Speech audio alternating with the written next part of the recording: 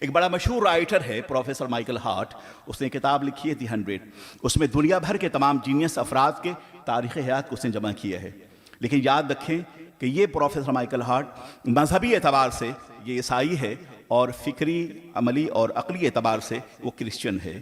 لیکن اس پوری کتاب میں دی 100 بک میں اس میں کہیں بھی نمبر 1 پر عیسائی ہونے کی حیثیت سے اس نے حضرت عیسیٰ کے نام کو پہلے نمبر پہ نہیں رکھا ہے، اور نہیں سائنسداں ہونے کی حیثیت سے اس نے نیوٹن کے تذکرے کو اس نے مقدم کیا ہے، بلکہ اس نے پروفیسر مائیکل ہارٹ نے اپنی کتاب میں جس شخصیت کا تذکرہ بڑے والہانہ انداز میں کہا ہے اور لکھا ہے کہ جس نے پوری دنیا کو عملی اعتبار سے، اعتقادی اعتبار سے، فکری اعتبار سے، علمی اعتبار سے، سیاسی اعتبار سے، معاشرتی اعتبار سے جس شخص نے پوری دنیا کو متاثر کیا ہے وہ مسلمانوں کے پیغمبر محمد کی ذات گرامی ہے۔ He wrote, Professor Mike Hart is saying that the man in history who was supremely successful on both religious and secular levels, he was Prophet Muhammad, peace be upon him۔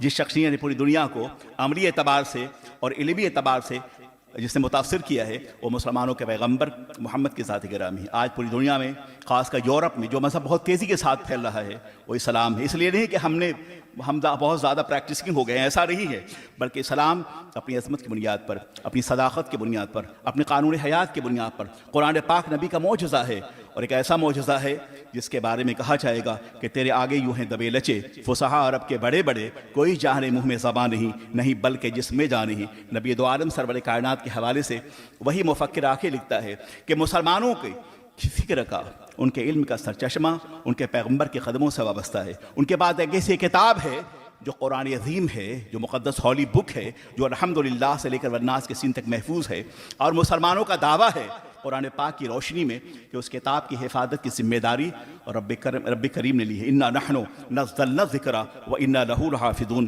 ہم نے قرآن پاک کو نازل کیا ہے اور ہم ہی اس کی حفاظت کرنے والے ہیں۔ قرآن پاک زندہ رہنے والی کتاب ہے، یہ قیامت کی صبح تک باقی رہنے والی کتاب ہے، اپنے لفظ کے اعتبار سے، اپنی ترتیب کے اعتبار سے، اپنی صورتوں کے اعتبار سے، اپنی فکر کے اعتبار سے، احساس کے اعتبار سے، اور نظم کے اعتبار سے، معنی کے اعتبار سے، فصاحت کے اعتبار سے، بلاغت کے اعتبار سے، ابلاغ معنی کے اعتبار سے قرآن پاک یہ باقی رہنے والی کتاب ہے، اور وہ اتنی مقدس کتاب ہے کہ جب بھی اس کی تلاوت کی جائے گی اس کا پڑھنے والا ایسا محسوس کرتا ہے جیسے یہ کتاب ابھی سدرہ کی بلندی سے قلب مصطفیٰ پہ نازل ہو رہی ہے۔ مسلمانوں کا یہ وہ جذبہ ثقل ہے، یہ وہ مرکزی عقیدت ہے، یہ وہ ان کی طاقت ہے جو ہر دور میں دنیا کو باضابطہ طور پہ درس دیتی رہی۔ آگے لکھتا ہے کہ ہم عیسائی ہیں، وہ لکھتا ہے مفکر پروفیسر مائیکل ہارٹ کہ میں ایک عیسائی ہوں، مگر عیسائی ہونے کی حیثیت سے میں اس بات کا دعویٰ نہیں کر سکتا کہ undoubtedly I can't say this is true that Jesus was existed on 25 of December۔ وہ کہتا ہے کہ ایک عیسائی ہونے کی حیثیت سے میں اس بات کا دعویٰ نہیں کر سکتا کہ جیزس ان کی زبان میں وہ 25 دسمبر کو پیدا ہوئے تھے، مگر مسلمانوں نے اپنے پیغمبر گرامی وقار کی پیدائش سے لے کر ان کی حیات ظاہری سے رخصت تک کے ہر لمحات کو محفوظ کر لیا ہے۔ ان کے زندگی کے ہر گوشے کو ان کے مقدس صحابہ نے، ان کے جانثاروں نے، ان کے ساتھیوں نے محفوظ کر لیا ہے۔ اور عالم یہ ہے کہ ہمیں یہ تو پتہ نہیں کہ جیزس کب پیدا ہوئے، لیکن واللہ العظیم Muhammad was born with in the light of history. مسلمانوں کے پیغمبر تاریخ کی روشنی میں پیدا ہوئے، وہ آئے تو حیات آئی، وہ آئے تو برکتیں آئی، وہ آئے تو نجات آئی، وہ آئے تو بندگی کھلی، وہ آئے تو عشق و عرفان کا کارواں شروع ہوا۔ وہ علت کائنات ہیں، وہ غرض کائنات ہیں، وہ سبب کائنات ہیں، وہ وجہ تخیل قائدان ہیں۔ وہ جو نہ تھے تو کچھ نہ تھا، وہ جو نہ ہو تو کچھ نہ ہو، جان ہے وہ جہان کی، جان ہے تو جہان ہے۔